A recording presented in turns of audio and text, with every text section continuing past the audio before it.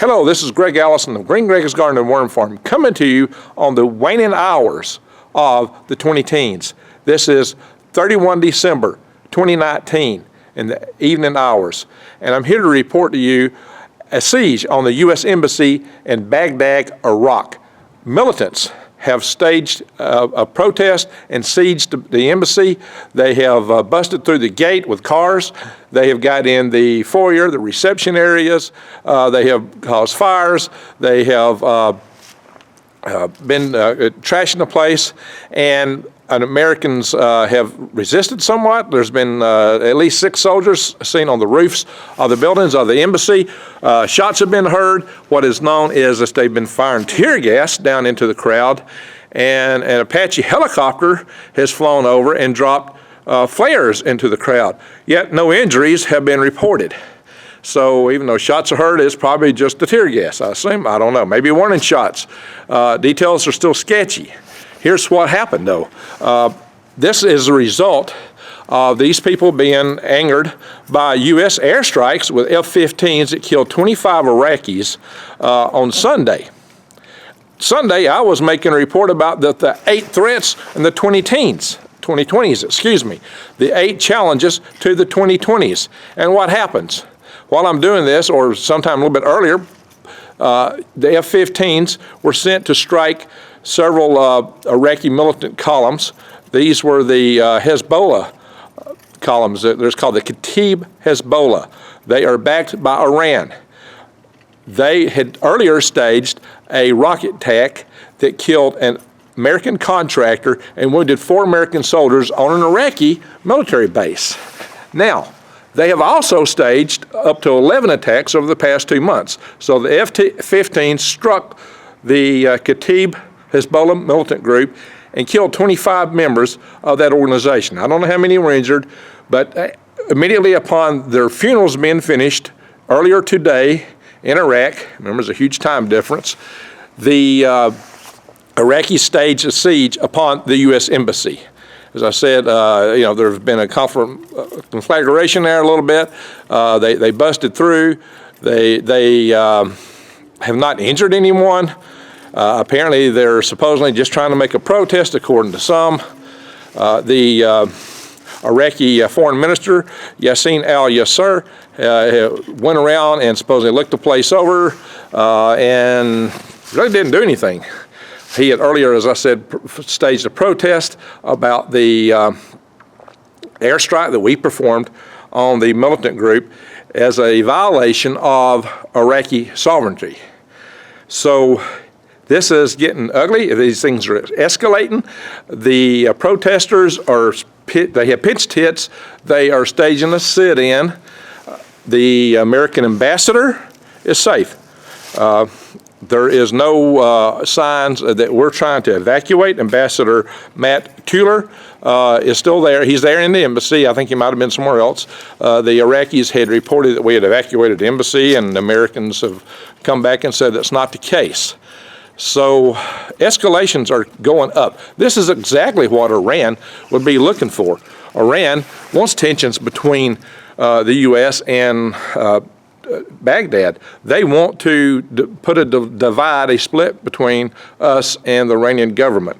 Why? Well, the Iranian government previously had, when Saddam Hussein ran the country, been dominated by the Sunni Muslims, although the Shia Muslims were in majority.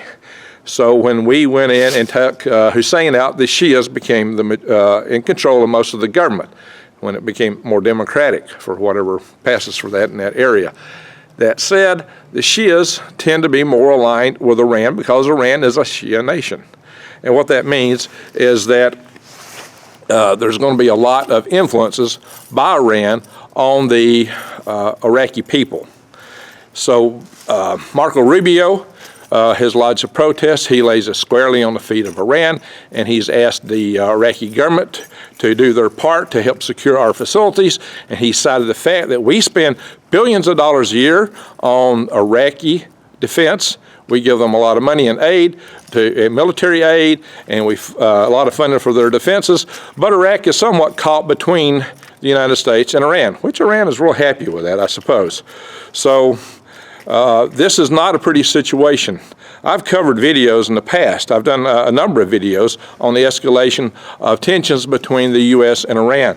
I covered it, I touched on it in my previous video on the 2020's 8 challenges. I covered it in a video where I talked about tensions and conflict between Iran and Saudi Arabia. I talked about where, the drones were sent and attacked Saudi oil facilities. I've talked about and asked the question, is Israel set to strike Iran? Because they have made a lot of hints and have made a lot of statements. Nothing's happened yet. And of course, I had covered a video previously where I talked about breaking the escalation with Iran some months ago. And that had to do with them shooting one of our drones down. So clearly, the tensions between the U.S. and Iran are ratcheting up. They're ratcheting up fast. And the real risk in this is that they can continue to ratchet, because here's what Trump said. I'm going to try to quote from Trump here. He said, "Iran killed an American contractor, wounded many. We strongly responded and always will." He further tweeted, "Now Iran is orchestrating an attack on the U.S. Embassy in Iraq. They will be held fully responsible." And then he said, "In addition, we expected Iraq to use its forces to protect the embassy, and so notified." And then he said, well, actually, this was said by Lindsey Graham, "There will be no Benghazis." So basically, he has served notice to Iran. He said to them that they will be held fully responsible.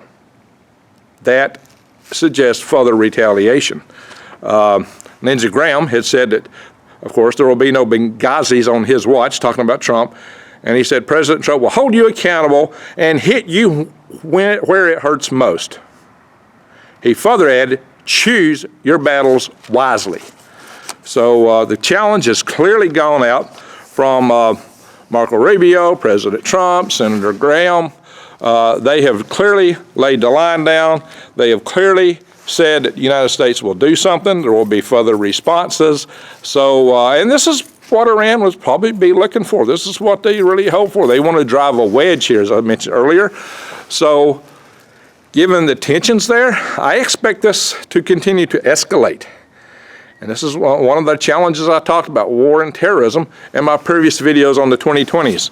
And see, it's already started, and here we are in the very close of the 2010s. Just expect this to get worse. I don't know where it can go. Let's hope that it don't go far. Like, "Oh, Greg, Iran's just Iran. We'll just go over and mop up and blah, blah, blah. No big deal." I'm going to say all those kind of comments. I know that. Look, guys, Iran has a very considerable military. Iran could wreck the Mideast if they so choose. I am not talking bad about Iraqi people or Iranian people.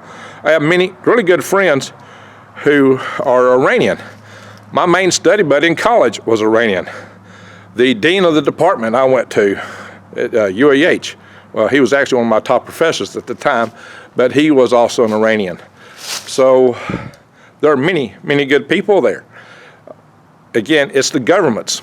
And I always tell you that. Anywhere you go in the world, you're going to find good people. It's the governments and the organizations that divide us for their own games of power and gain, for the gain of whatever special interest they're serving within their place. If you find the people directly, people are people anywhere in the world. And if we could somehow reach out directly to each other, maybe we could overcome some of these challenges that we face. However, we are in a pickle now of increasing escalations with Iran. That is not good. And this is taking place against a backdrop of the game between the U.S. and China, the trade wars, the military tensions, the growth and influence of China, and how the United States will or will not respond to that. So these things do not happen in isolation. The whole world politic is very much in turmoil right now. And that is why I did that video just a couple days ago and posted yesterday on the 8 challenges with the 2020s. This is not trivial at all. As you can see, it's already playing out. So please, you need to be aware and prepare. That's why you need to prepare. That's why I cover these videos. I cover these kind of topics so that you can keep your eyes wide open and the head on the swivel, so that you will know how to survive, thrive, and stay out of the hive.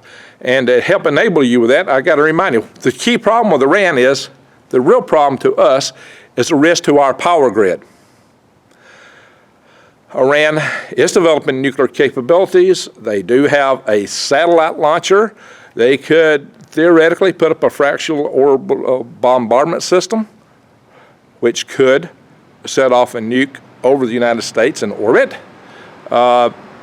They could put missiles out in the Gulf of Mexico, much as may have been practiced by North Korea at one time. But the biggest risk is that they have sleeper cells in the United States. They've already claimed it. The head of the Republican National Guard, Revolutionary National Guard, excuse me, I often butcher that, in Iran, has stated that they've already targeted 20 of our substations upon hearing that if you took out 9, you could destroy our entire power grid. I've mentioned this many times. So direct ballistic attack, a few guys with some AK-47s could bring our country to its knees. And this could have permanent, devastating effects. It could destroy our nation. See my video on the consequences to the loss of our power grid. So, my friends, this is not a simple thing. This is not trivial. This is not something we're just going to brush aside like our wars with Iraq in the past. We're not trying to fight a war with Iraq right now, and if they don't choose sides with Iran, hopefully that will be avoided. We don't know how all this will play out. Iran is trying to grow their sphere of influence. They're taking risk.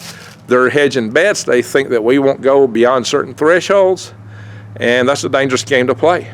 I don't know how that will play out. What is happening is this is escalating. So stay tuned.